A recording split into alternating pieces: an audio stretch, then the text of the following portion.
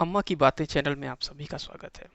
भोजपुरी बोली की सबसे बड़ी खूबसूरती उसकी लोकोक्ति और उसके मुहावरे हैं।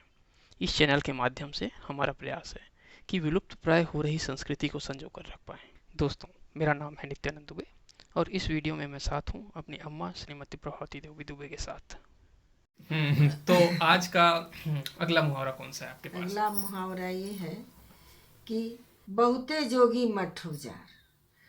बहुत लोग रह के एक काम को अच्छी ढंग से नहीं निपटा पाते हैं, इसलिए जो काम जिम्मेदारी का रहता है उसको कम आदमियों को सौंपा जाए तो वो लोग अपनी जिम्मेदारी से समझ करके उस काम को सही ढंग से निपटाने की कोशिश करेंगे। यदि उसी काम को बहुत लोगों की जिम्मेदारी में डाल दिया जाए कि इस काम को करना है, तो एक दूसरे पर टालते रहेंगे।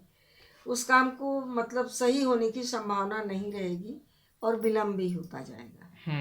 सही बात है। जैसे मंदिर है, अगर एक पुजारी है तो वो रोज आके पूजा करेगा, बहुत सारे हो जाएंगे तो ये जाएगा कि ये जाएगा चीज। इसीलिए कहते हैं कि बहुते बहुते जोगी जोगी मठ मंच से उजाड़। उजाड़। चलिए ठीक है। तो अगला मुहावरा कौन सा है हमारे पास? अगला मुहावरा है हम्म कि सब लइकन में एक संतोष, गधा के मरले तनिको न दोष। अच्छा, तो इसके पीछे कहानी क्या है? इसके पीछे की कहानी कि एक गांव में एक पंडित जी रहते थे। जो पंडित जी बहुत नामी थे, बहुत समझदार थे। पूरे गांव के लोग उसी पंडित जी को ही अपने यहाँ पूजा पाठ करने के लिए बुलाते थे। तो कुछ दिन हुआ, गांव वाले के बहुत सारे बच्चे जो हैं दो चार, वो मिल करके गधे को पकड़े और बहुत मारे। मार मार के उसको मैंने मार डाले, वो मर गया बेचारा। तो गांव वाले घबराए, जिसके जिसके बच्चे थे, कि ये तो बच्चे लोग मिल करके गधे को मार दिए, बहुत बड़ा पाप हो गया। बहुत बड़ा पाप हो गया, अब इसको कैसे किया जाए।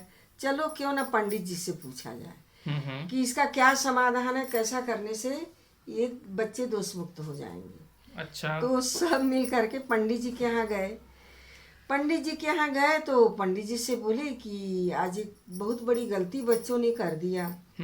तो पंडित जी बोले क्या किए हैं इन लोग?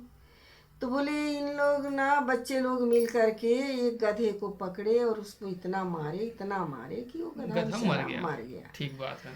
तो अब इसके समाधान के लिए आप कोई उपाय बताइए कि जैसे बच्चे दोष मुक्त हो जाएं, इनको दोष ना लगे कोई किसी प्रकार का। तो पंडित जी सोचे अच्छा फंसा है आज इन लोग, अब इनसे क्यों ना कुछ वसूली अच्छी की जाए। तो पंडित जी अच्छा फरमाइश किए, ये लगेगा वो लगेगा, ऐसा करना पड़ेगा, ये पूजा वो पाठ, दुनिया भर का लंबा चौड़ा बिल बनाए। तो उसके बाद में बोले कि ये सब करना पड़ेगा, नहीं तो ये तो बहुत दोष लगेगा बच्चों को। तो उसी में से गांव वालों में से एक आदमी उठ करके बोला, पंडित जी उसमें आपका बेटा संतोष भी था, तो इसमें आपको भी भागीदारी करनी पड़ेगी। जो लग रहा है जो करना पड़ेगा आपको भी करना पड़ेगा। तो पंडित जी घबरा गए, बोले अरे इसमें संतोष भी था। तो पंडित जी बोले कि सब लइकन में एक संतोष, गधा के मरले तनिको न दोष। जब उसमें मेरा बेटा संतोष भी था तो सारे बच्चे दोष मुक्त हो गए, अब किसी को कोई दोष नहीं लगेगा। सही बात है। मतलब अगर आपका कोई अपना गुनाह कर रहा है तो वो गुनाह नहीं है, अगर कोई दूसरा गुनाह कर रहा है तो वो गुनाह है।